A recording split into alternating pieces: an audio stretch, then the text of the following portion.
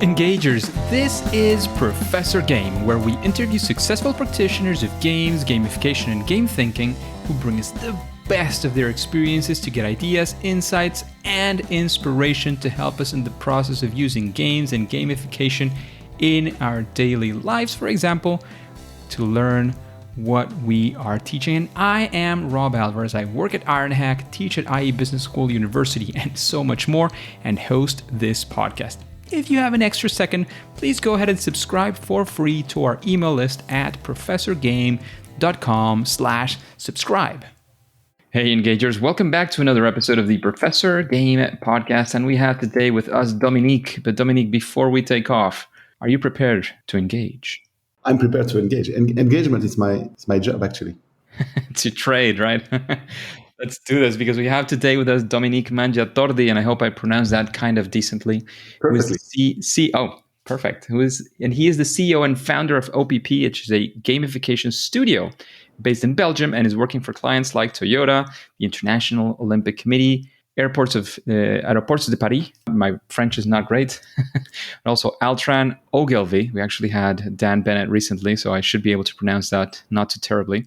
ING, Calvin Klein, L'Oreal, so many more. And his team has also launched several successful gamified business apps like Pick Me Up, Business Royale, or Hunterz. And he teaches gamification at Solvay Vietnam, EDHEC Paris, and HEC Liège. So Dominique, is there anything that we're missing from that intro? Yeah, a lot of things, but I think you get what you can say to your audience.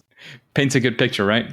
Yeah. Dominique, we always like to start by understanding our guests a little bit further, a little bit beyond the intro. So we would like to know what does a regular day, week, what does being Dominique in these days look like? Well, I'm totally focused around gamification, which is fascinating. It's my passion for maybe 10 years.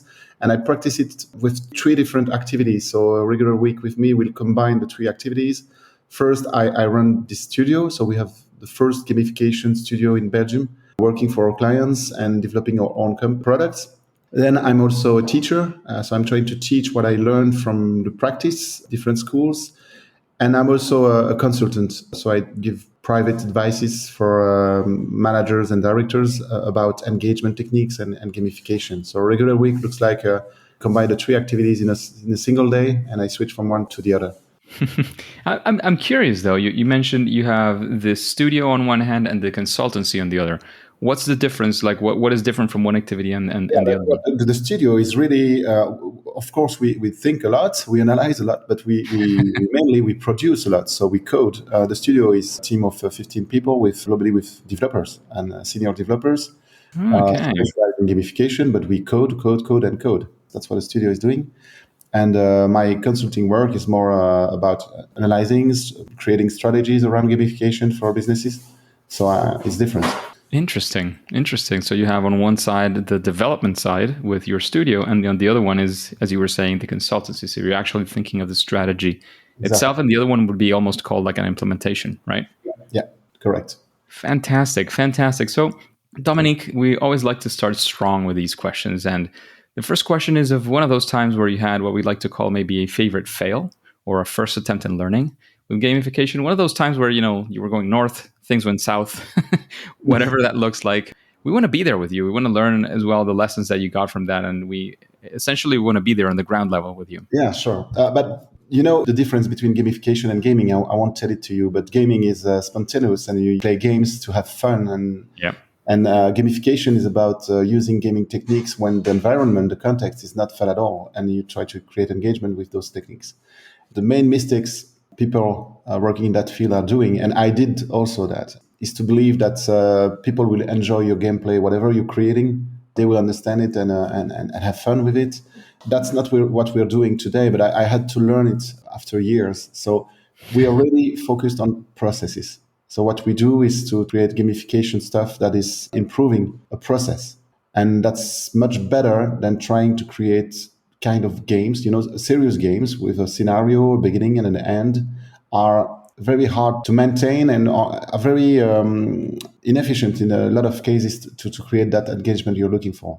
With a process approach, it's different. So my main failures were every time I tried to create a gamification game, I don't know how to call it, but something that looks more to a game than a process, I failed. And today our projects are, sometimes we are practicing gamification with only small elements that are hidden in a process, in an interface. And no one would call it gamification, but still it is, because we are using techniques you would find in games, but hidden in a sober interface or in very small pieces that you place at the right position. That makes sense. And do you have any, maybe one of those war stories, right? So one of those times where, of course, if you don't want to mention the name of clients, that makes a lot of sense. We know there's NDAs and we want to protect, but is there a time where some of this happened? Yeah, sir. Sure. 5 or 6 years ago, when we started the studio, we started with 2 or 3 different apps, and one of them was called Happy Performance. We created that with a friend, and she's a great advisor and consultant about happiness at work. She was one of the first chief happiness officers in France and Belgium, and she's a really great specialist in that field. And in my gamification courses, I'm always talking about fun play versus performance play. So when your motivation is extrinsic, you can use gamification to distract and to create engagement with the nudge effect and something distracting and create the fun for fun.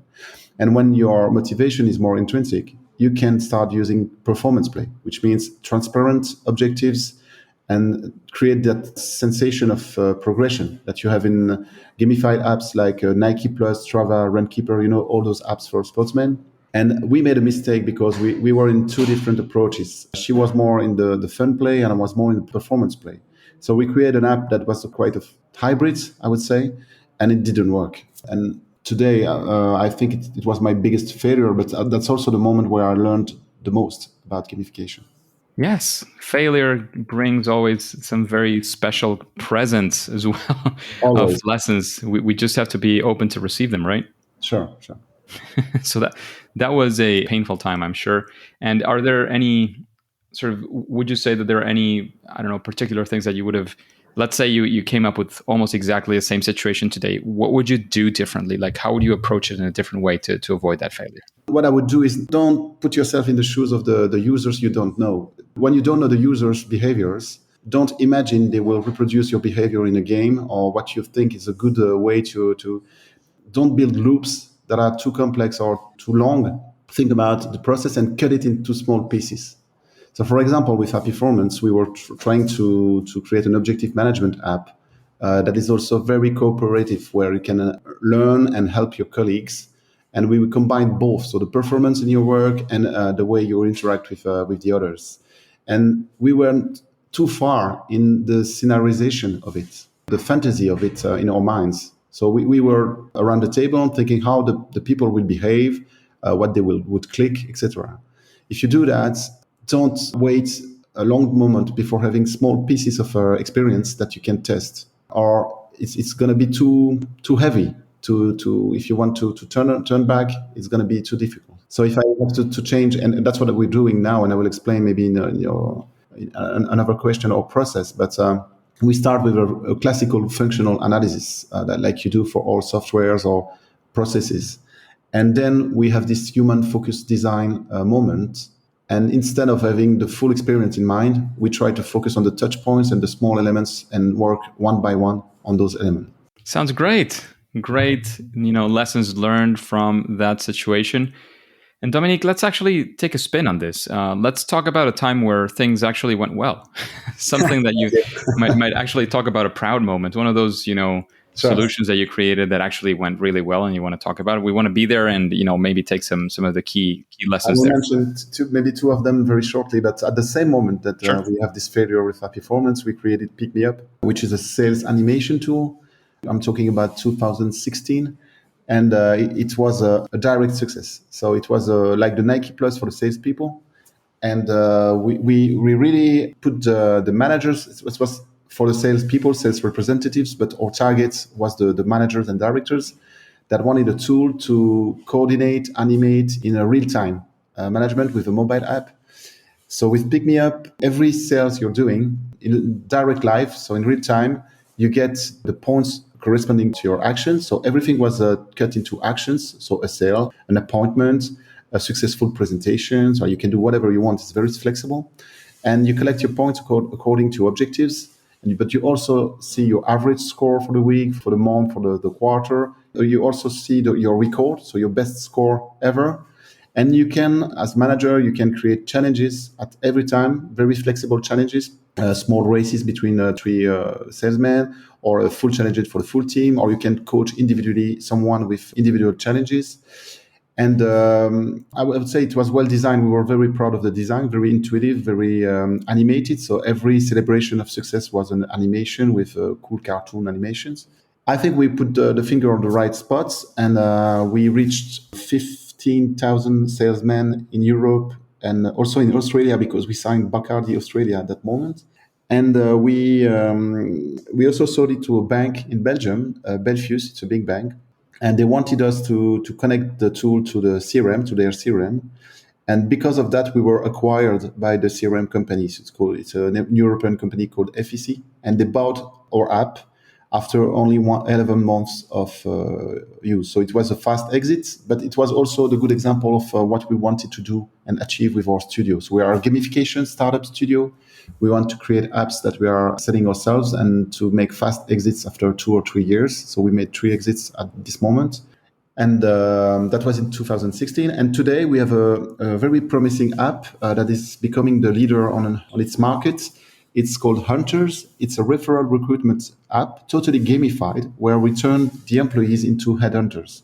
So they can, in a transparent way, when they propose a candidate to a new position, and they can expect to win a reward, everything is transparent. So every progression stage of the candidates will give points if it's successful. So if you propose someone, the CV is accepted, you get 50 points, for example. Then there is an assessment, and you get 100 points if it's a success, etc., until the candidate is recruited. The point here, and that's my motto with gamification, the first thing you have to create is early celebrations of successes. And the problem with the classical referral systems is that you propose a candidate and nothing will happen until your candidate is recruited, which won't happen in 100% of the cases. So that's a failure. And if you take a look at games, they will never do that way. They will try to split the process to create levels and the feeling of progression that you can do with a recruitment process, and to have those early celebrations of success. So what I say to my clients, when you are giving 1,000 euros as a reward for a referral recruitment that is a success, and if you don't want to change the budget, let's say that you are only giving 750 euros, but keep the 250 you saved for the point system. Because with all those points, the players, the users, they can spend them in a shop where there are dedicated gifts proposed by the company. So we started with that, and today we have more than 200,000 employees connected in Europe for huge banks like Crédit Mutuel in France. We also have companies like Orange, Audemars Piguet, maybe you know the luxury watches, big groups and big companies, and they receive more CVs with more employees proposing more CVs in a more frequent basis. So those are much. Because it's not a done once and done, right? It's not like, I propose you a CV and that's the one that's going to get hired. You actually need some volume, right? You need more people to be proposing more CVs so that you can have better chances to find the right person. Yeah, exactly. And that's what I say when I say we are attacking processes, not trying to create games. The referral recruitment process is totally gamifiable, I would say. So we took it piece by piece, every touch points of a recruitment, and we try to make it more entertaining and engaging thanks to gamification. Sounds great. So thanks for that example, Dominique. And you've already mentioned, several examples of things that you've done, and you certainly have a lot more experience in that. So I'm guessing that when you approach, and you also teach gamification, so even more of a question for you is, when you approach a gamification project, how do you do it? Do you have some process? Do you have a series of steps? How does it work? Yeah, maybe if you want, for your listeners, I can share my methodology and a video presentation of our method. But we start with this thing that I already mentioned, trying to understand where the motivation is in the process. So let's say you want to gamify a team around a project in a company, for example, or you want to gamify a loyalty program with your clients. That's also a very classical example. I will start with the understanding the motivation of your clients, the majority of your clients. Like if you have an emotional product, normally your motivation is more intrinsic. If you have a commodity product, normally the motivation is more extrinsic. If you know that you will have to equilibrate what I call the fun play and the performance play, which are two totally different ways to practice gamification. We start with that. Then we have this player's journey. Maybe you know the Kevin Werbach player's journey with 4 stages, starting with identification, then you have the onboarding, then you have the scaffolding, and then you have the mastery.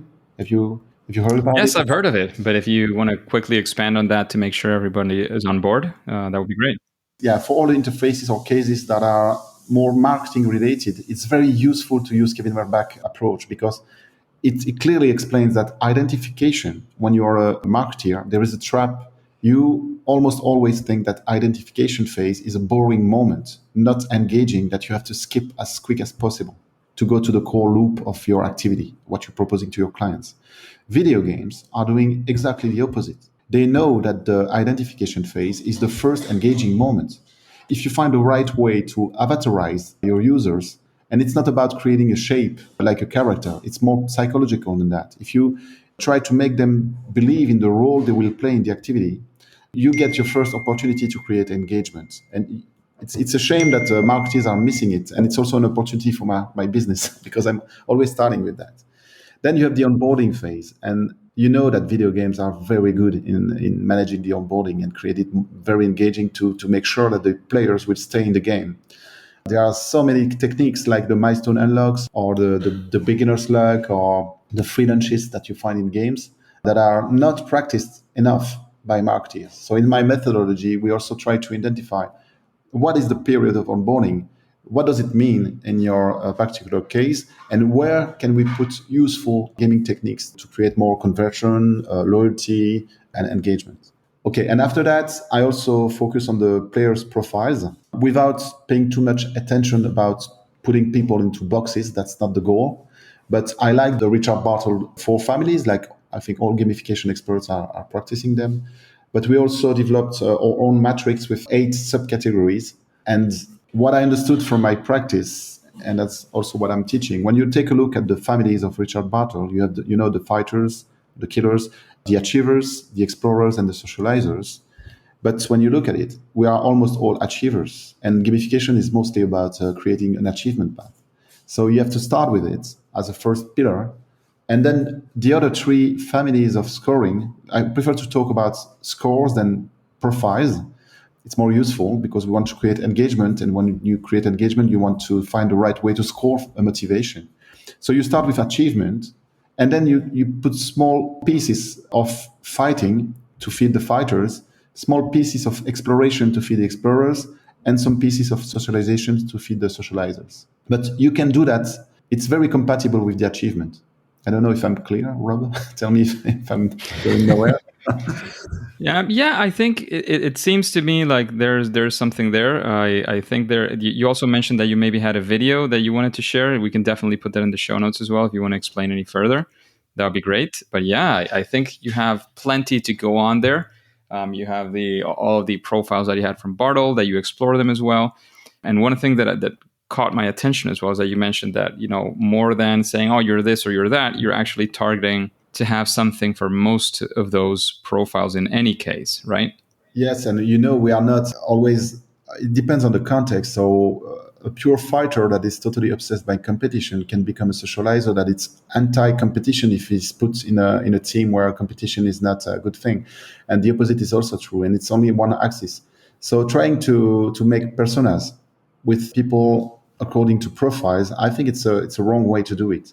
You need to once again, it's about the processes. So if you're successful at creating an achievement path, normally everyone will understand and like to feel that they are making some progress in an activity.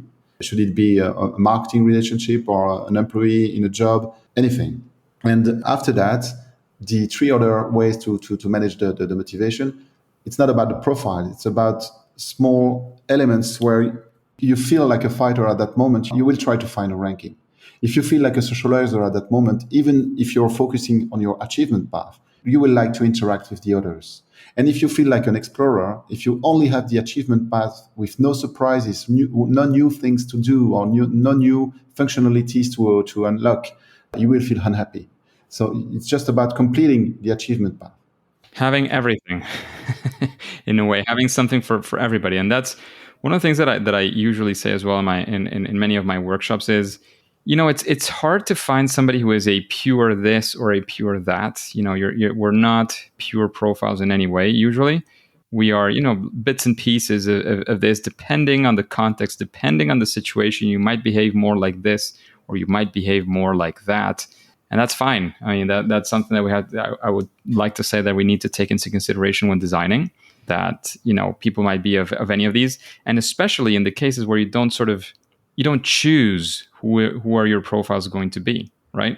Yeah. Sometimes you can, and you say, well, I'm creating something from scratch, and I'm going to choose who am I going to target this towards, right? But there's pretty often situations in which you get, again, if it's an internal employee situation, you say, well, these are the employees I got. I don't pick them, right? I'm a consultant. I don't pick who I get, right? Totally right. And also talking about business applications, which is my main business. One thing that's very important, when it comes to your revenue, to your wage, or to your skills, what you were hired for. So like let's say you are a blockchain specialist in a big group. So you're supposed to be the best blockchain expert. If you try to introduce some fighting into your gamification, please make sure that the expert doesn't feel injured or ashamed, because the other will notice that he has flaws or things like that. So it's very touchy to practice gamification with the rankings, etc. If you are into if we're talking about the wage of the people, it's very complicated. But there are exceptions. Like my example with the sales animation platform, it works because they are used to be compared, and they are used to talk about their wages, their bonuses. It's okay. Talking about Hunterz, my referral recruitment app, we also excite them with some contests and things like that. But it's totally okay, because referral recruitment is not mandatory. It's not your core work. So you can do it or not. No one will blame you. So it's okay to be compared. The context, but within the context, inside the context itself, please make sure that you are not embarrassing people. Too much transparency in your process. And that's also the same for socialization. I think about the social bonuses that are practiced in some companies. It's never working. Google was, I think it was 4 years ago, they announced that they were giving $250 to every employee in their headquarters in California. But that bonus, that monthly bonus, was not for them. You have to give it to another employee that you think was good, deserving it. They never talked about it afterwards. I mean, they don't talk about it. I think it stopped. And I've seen that in some startups where they have this virtual currency they can use to buy sandwiches or drinks, but also they can share together, and you can give. I'm thinking about a startup called Brick in Belgium. It's a very nice startup, but they also have this system where you receive 6 bricks every morning, and you can spend them, but you can also give them to your friends. What I noticed is that it's not working after a few weeks, because friends are rewarding friends. And you can have a feeling of solitude when you are not rewarded because no one likes you. And that's the feeling you can have with those systems. And there's something that I've heard. I think it's Yukai Chao who said it plenty of times, is that you don't want to feel dumb, or you don't want to feel stupid in the system. So, make sure that you're accounting for that unfeeling. You don't want people to feel that way. So what are you doing to avoid people feeling dumb in your system? So how are you intentionally avoiding that to happen, right? That's an excellent question, because, when gamification is about also taking advantage of how do you say it in English, the naiveness, when you're naive at the beginning of a process, like in games. So you have this Dunning-Kruger effect that shows that humans, they feel more competent or experts at the beginning of a process, because they don't have any comparison points. So if you're starting learning chess or tennis or golf, and if your tennis teacher tells you after 1 hour, oh, your backhand is very promising, I think you're going to be a champion, you want to believe it. Like you want to believe in the freemium games when you are reaching the new levels very easily in Candy Crush or Clash Royale. So you don't feel dumb. You are dumb, actually, because you are trapped by the game, but it's okay at the beginning.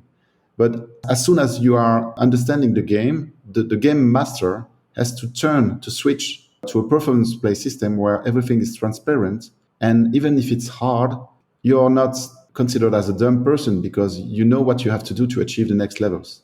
It's always the same, like in games. When you are becoming addicted to Candy Crush, for example, it becomes harder and harder, but it's okay.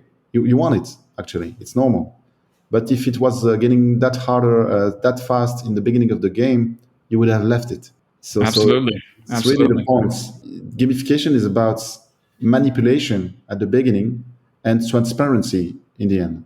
Oh, I love that phrase. Maybe manipulation at the beginning and then all about transparency towards the end. That's what I think. But that's also what I've noticed. The manipulation lasts too long, people will notice it and they will hate you and hate the system.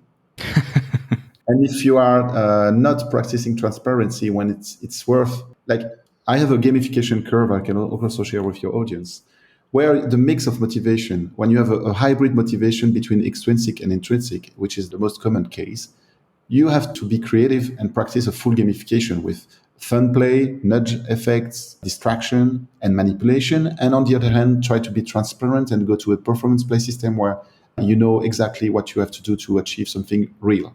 But when your motivation is mostly intrinsic or totally intrinsic, which is great because there we can stop manipulating. If you don't provide to those people that are truly motivated, if you don't provide an achievement path, an achievement journey, something is missing. I heard a lot of friends that are running with Nike Plus and Strava, and they say sometimes when I forgot my phone and I'm running without my performance play system like Strava or Nike Plus, I don't feel motivated anymore. Something is missing. Where is my performance system? Where is my achievement path? Yeah. Just a quick break before we continue. Are you enjoying this podcast? If you're listening through a podcasting app, please subscribe and rate us on the app. This will be of great help to reach more engagers so we can change the world together through gamification. So Dominique, what would you say is, hearing these questions and sort of feeling the vibe of the podcast, who would you say is a person that you would like to listen to? A person answering these questions just like you are. Is there somebody that you would suggest that you would like to hear in Professor Game? Wow, a lot of people. I have my favorite client for the moment is called Study Tracks. It's I'll tell you the short story. So George, the founder of Study Tracks, is a music producer in London, and he was the producer of Salt and Pepper and Desiree. Maybe you know those bands. I haven't heard of them, but probably somebody in the audience has. Yeah, they're famous in the 90s, and Salt and Pepper, they have a hit called Push It. Well, whatever. And George has a teenage boy, and his teenage son is not studying a lot. So one day, George is pissed off, so pardon my French. He takes his biology book and he writes a rap song with the biology book. And it becomes viral on YouTube, and it becomes Study Tracks. So it's a startup where artists can create songs to make the children and the teenagers learn history, mathematics, biology with rap songs. So they are quite successful in UK and France. So they signed the Ministry of Education in those two countries. And so, for example, in France, you have artists, maybe you don't know them, but very famous artists like Yannick Noah, Big Flo and Oli, Joey Star, that are writing exclusive songs for Study Tracks. So you can download the app and listen to those songs to learn some mathematical concepts, for example. And also we are working with them. So we create the app, the software, the backend, we manage everything. And we also have small games. So when you listen to a song, you can have a finish the lyrics exercise, for example, where you have holes and you have to find the right words. So it's a way to learn with fun. And it's also a nudge effect into action because you don't realize that you're learning that fast. You're into the game. And the teachers, they can create specific programs for their pupils and say, okay, for next week, you have to learn that song and that song and that song. And they will understand the matter. So I think those guys are doing a very great job. They have a very good approach of how they can use gamification to make learning more efficient. So maybe that would be a good podcast for you. I don't know if that's kind of... That's Sounds very interesting. Okay, so I can connect you to them. And Yeah, sounds great. I'd actually be looking forward to that. Okay. Thank you very much. And talking about recommendations, Dominique, thinking of this audience of people who are interested in, creating gamification in this or that way, is there any book that you would recommend for this audience to read? And of course, tell us why it would be that book, and if there's anything else you can say. I would say I think I'm also teaching cognitive biases. I think marketing is mostly psychology, and gamification is fully a psychology thing. So you have to understand how people are behaving and acting. So I would recommend a book that is called Super Intelligence from Nick Bostrom. You know that book? I have not heard of it ever, but sounds very interesting. Super Intelligence is it about? It explains the 5 different ways a super intelligence will emerge in the next maybe 50 years. And it can come from different techniques. So will it be a computer trying to becoming more intelligent than humans? Will it be a change in our brains? Well, it's very fascinating. So it's more about transhumanism. But inside this book, you have a lot of things that are related to gamification, how people are behaving and acting and thinking. So I know it's a bit out of the box. So it's not a gamification book at all. But for that's fantastic. It adds something very valuable, I think. Sounds great. Thank you very much for that. And you've discussed a couple of sort of superpowers that other people have and great work that they are doing. How about you? What would you say is your superpower? That thing that you do at least better than most other people? Whoa, it's complicated to say. I think when we have a meeting about gamification strategy, I think it's genuine in me. When I was a student, when I was 16, I was organizing messaging parties in nightclubs. So it was before the smartphones. And those were parties for shy people. You had a number on your chest, and you had hostesses sharing the messages. So you can write a message to someone, and you have an hostess bringing the message. And we had on the top of the dancing floor, we displayed the most funny messages and the most popular persons, etc. So it was a totally gamified party. I had never heard of that. That's so interesting. Yeah, messaging parties at that moment. And it was working well. I almost didn't do any studies afterwards because I was earning a decent money at that moment. So I think gamification is in me from the very beginning. I always practiced it in my different jobs and positions. So maybe that's my special power. Sounds great. Well done, Dominique. So talking about those things, and this might be one of the difficult questions, one of the hard ones. We were discussing at the start, like, this is not a test. You'll know the answer to your questions, but this one you might have to think about a little more. I don't know. It's up to you. What would you say is your favorite game? Oh, it's quite easy. My favorite game is Civilization. One of the reasons this one is my favorite, it's a bit shameful because it's a turn-by-turn game. So I don't play first-person shooters, for example, because it's too fast for me. I'm very bad at it. So with those strategy games where you can take a coffee and think about the next move, I'm better, and I like it. And Civilization is quite complex and complete. If you take the version 5 or 6, the algorithm is very cool. I mean, I like those games where there are billions ways to win or to fail. And the other one is Clash Royale. I would say that I became addicted to Clash Royale. It's because I started to seriously, I started to play Clash Royale to explain better to my students how the milestone unlocks are working in games, because Clash Royale is a must. And then I became addicted to myself. So I play maybe 4 times a day to Clash Royale. Well, I have to say I'm not playing Clash Royale, but I'm playing Clash of Clans a bit too much. My wife can bear testimony to this. Good stuff. So, Dominique, is there anything else you want to share with the audience? Any final words, any piece of advice, whatever you want to go for? And of course, let us know where we can find out more about you, about your work, OPP, consultancy, whatever that's what I like to share I'm totally fascinated about the metaverse. We all see that the metaverses are coming, maybe in 5 or 10 years, or maybe 2 months. We don't know. And I would just like to share or to ask your audience to Zuckerberg told that Facebook will become the first metaverse in next month, blah, blah, blah. I don't believe it. Or maybe you will have to buy a gaming company. I think metaverses the first successes of metaverses will come from games. Like, Fortnite is already a metaverse.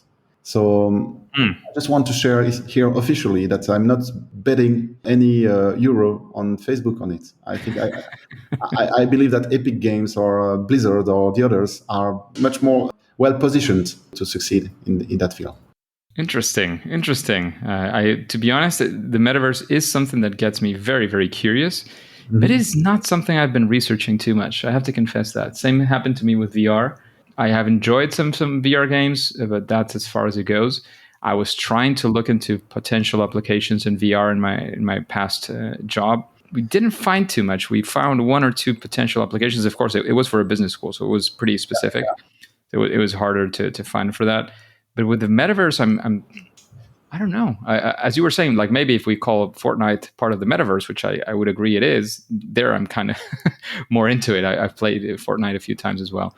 But I don't know. I don't know if the whole concept of the metaverse and all these things, it's not as calling to me as some other things, perhaps.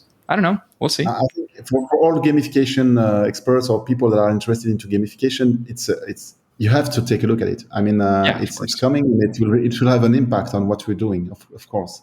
So just talking about Fortnite, when you see the art exhibitions or the concerts, or also the product placements into the game, and the real world is entering this successful game. I'm just only talking about Fortnite, but all the others are also starting it. So it opens a totally new world of projects and of innovations for gamification professionals. Absolutely. That I couldn't agree more with. Absolutely. So, Dominique, thank you very much for participating in the podcast. Thank you for taking some time off your very busy schedule, I'm sure, to share some of your lessons, your knowledge, your experience. However, at least for now and for today, it is time to say that it's game over. Hey, Engagers, thank you for listening to the Professor Game podcast. And if you want more interviews with incredible guests like Dominique, please go to professorgame.com/subscribe and get started onto our email list for free. That way we can be in contact. You'll have my email and you will be the first to know of the opportunities that we might have for you. And remember, before you go on to your next mission, remember to subscribe or follow, whatever that looks like, in your podcast app, in your favorite podcasting app, which is totally for free. And listen to the next episode of Professor Game. See you there.